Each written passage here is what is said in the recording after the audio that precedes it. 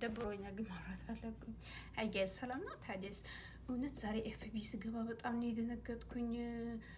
አይ ቲንክ ኤሌመንተሪ ውስጥ ነው መሰለኝ ሁለት ልጆች አለቃነ ረበሽ ምናምን ተባብለው አንድ ሁለት ተባብለው ከዚህ አንዱን በጩቤ ወቅቶት ገደለው ሲባል በጣም የሚያሳዝን ክፉ ዘመን ላይ ነው ያለን እውነት ለመናገር ትምህርት ቤት ውስጥስ እንዴት ነው ይሄ ተማሪ በዚህ ኤጅ መቼስ እንትን ብለውን አንችላችሁ የሚባል ነገር የለም። ገና 18 እንኳን አልሞላቸውም እና ትምህርት ቤት ውስጥ ጩቤ ምናምን ይዞ ሲሄዱ ገና መግቢያው ላይ አይታዩም ወይ? እንደገና ቤተሰብስ እንትን አይልም? በጣም እኮ ገና ልጆች ናቸውና የዚህ አይነት ነገር ሲፈጠር በጣም ነው የሚያሳዝነው። እኔ ግን ከሞተው ልጅ በላይ ያሳዘነኝ ገዳዩ ነው። 15 ዓመት ማነው ፍርድ ቤት ውስጥ እስር ቤት ውስጥ ሆኖ ሲወጣ ከዛ ወጥቶ በቃ ምንም እንኳን መማሪያው ጊዜ ተቃጠለበት ማለት ነው።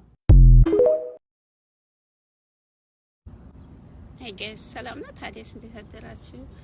የአንድ የኡስታዝ በድሩ ሁሴን ዳዋ እያደረጉ ነበርና የእሳቸው በጣም ተች ያደረገኝ በጣም የሚጣፍጥ ንግግራቸውን ሼር ላድርጋችሁ። በጣም ነው እንትን ያለኝና ሼር ላድርጋችሁ። ምን አሉ እሳቸው?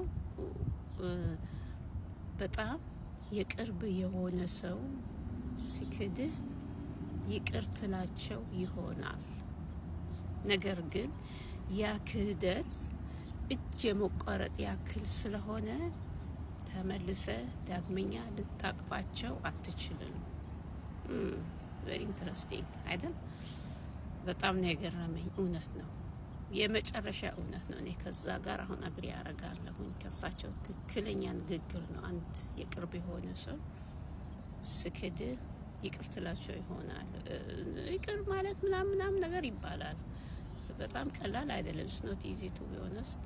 ግን ያ ክህደት እውነትም እጅ የመቆረጥ ያክል ስለሆነ ተመልሰ ልታቅፋቸው